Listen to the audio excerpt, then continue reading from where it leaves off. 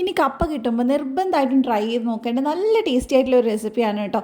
ശരിക്കും കപ്പയുടെ രുചി അറിയാൻ ഇതുപോലെ ട്രൈ ചെയ്ത് നോക്കാം. അപ്പോൾ എങ്ങനെ ചെയ്യുന്നത് നോക്കാം.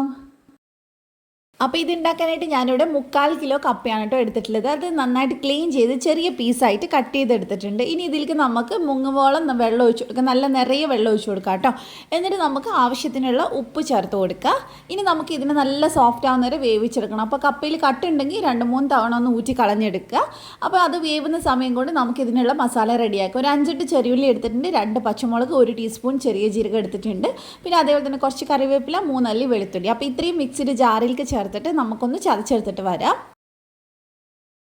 നിങ്ങൾക്ക് എരിവ് കുറച്ച് കൂടുതൽ വേണമെങ്കിൽ പച്ചമുളക് അതിനനുസരിച്ച് എടുക്കാം കേട്ടോ. അപ്പോൾ ഞാൻ ഇത്രേ എടുക്കുന്നുള്ളൂ. അപ്പോൾ ഞാനിത് നന്നായിട്ട് ചതച്ചെടുത്തിട്ടുണ്ട്. ഇനി നമുക്ക് ഇത് മാറ്റി വെക്കാം. അപ്പോഴേക്കും കപ്പ നന്നായിട്ട് വെന്തിട്ടുണ്ട് കേട്ടോ, നല്ല സോഫ്റ്റ് ആയിട്ടുണ്ട്. വെള്ളമൊക്കെ ഞാൻ ഊറ്റി കളഞ്ഞിട്ടുണ്ട്. ഇനി ഇതിന് നമുക്ക് ചെറുതായിട്ടൊന്ന് ഉടച്ച് കൊടുക്കാം. കാരണം കട്ടകളില്ലാതെ ചെറിയ ചെറിയ പീസായിട്ട് കിടക്കുമ്പോഴാണ് ഇത് കഴിക്കാൻ ടേസ്റ്റ് ഉണ്ടാവുക.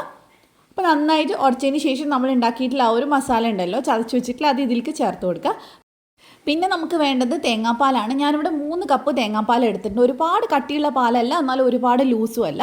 ഏകദേശം ഒരു തേങ്ങയുടെ 3/4 ഭാഗം ഞാൻ എടുത്തിട്ടുണ്ട് അതിന് വേണ്ടിയിട്ട്. അപ്പോൾ നന്നായിട്ട് മിക്സ് ചെയ്ത് കൊടുക്കുക. ഇത് കുറച്ച് ലൂസിൽ ഇരിക്കണം. എന്നിട്ട് നമ്മളൊന്ന് വറ്റിച്ചെടുക്കാൻ കേട്ടോ ചെയ്യുന്നത്. അപ്പോൾ ഞാനിത് വറ്റിക്കാൻ വേണ്ടി വെച്ചിട്ടുണ്ട്. ഫ്ലെയിം കുറച്ചിട്ട് വേണം ചെയ്യാനായിട്ട്, ഇല്ലേ അടിയിൽ പിടിക്കും. അപ്പോൾ ഇത് ഈ ഒരു പരുവം മതി. ഒരുപാട് വറ്റാൻ വേണ്ടി വെയിറ്റ് ചെയ്യരുത്, കാരണം ഇത് ചൂടാറുമ്പോൾ നല്ല പോലെ വറ്റും. അപ്പോൾ ഈ ഒരു വെള്ളം പോലെ കുറച്ചൊന്ന് കട്ടിയിലുള്ളൊരു വെള്ളം പോലെ ആകുമ്പോൾ എടുക്കുക. ഇനി നമ്മൾ ഫ്ലെയിം ഓഫ് ചെയ്തതിന് ശേഷം ഒരു 3 ടേബിൾ സ്പൂണോളം വെളിച്ചെണ്ണ ചൂടാക്കാൻ വെച്ചിട്ടുണ്ട്. അതിലേക്ക് 1 ടീസ്പൂൺ കടുക് ചേർത്ത് കൊടുക്കുക. അത് നന്നായിട്ട് പൊട്ടി വരുമ്പോൾ അതിലേക്ക് ഒരു 5-8 ചെറിയുള്ളി വട്ടത്തിൽ കട്ട് ചെയ്തിട്ട് ചേർത്തിട്ടുണ്ട്. ചെറിയുള്ളി കൂടുതലുണ്ടെങ്കിൽ അത്രയും ടേസ്റ്റാണ്, കാരണം അതാണ് ഇതിൻ്റെ കറക്റ്റ് ഫ്ലേവർ കൊടുക്കുന്നത്. അപ്പോൾ ഇനി ഇതിലേക്ക് കുറച്ച് കറിവേപ്പിലയും കൂടി ചേർക്കുന്നുണ്ട്. ഇനി ചെറിയുള്ളി നല്ല ബ്രൗൺ കളർ ആവുന്നത്, നല്ല ഫ്രൈ ആവുന്നത് വരെ വെയിറ്റ് ചെയ്യുക. അപ്പോൾ നല്ല ഫ്രൈ ആയിട്ടുണ്ട് കേട്ടോ. ഇനി ലാസ്റ്റായിട്ട് നമ്മൾ ഇതിലേക്ക് ഒരു 3 വറ്റൽമുളക് ചേർത്ത് കൊടുക്കുന്നുണ്ട്. അപ്പോൾ അതൊന്ന് പൊട്ടിച്ച് ചേർത്ത് കൊടുക്കുക. നന്നായിട്ടൊന്ന് മിക്സ് ചെയ്തതിന് ശേഷം നമുക്കിത് കപ്പയിലേക്ക് ചേർത്ത് കൊടുക്കാം. അപ്പോൾ വളരെ ടേസ്റ്റി ആയിട്ടുള്ളൊരു കപ്പ റെസിപ്പിയാണ്. ഇതുവരെ കഴിക്കാത്തവരുണ്ടെങ്കിൽ ഉറപ്പായിട്ടും ട്രൈ ചെയ്ത് നോക്കണം. നിങ്ങൾ ഇത്ര ടേസ്റ്റിൽ കപ്പ ഇതുവരെ കഴിച്ചിട്ടുണ്ടാവില്ല.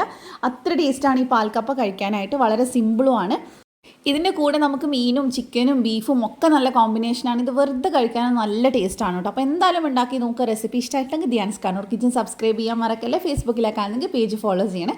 മറ്റൊരു വീഡിയോ ആയിട്ട് കാണാം. താങ്ക്